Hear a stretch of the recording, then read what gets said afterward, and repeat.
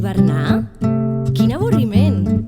L'hivern és molt llarg i dormir durant tant de temps?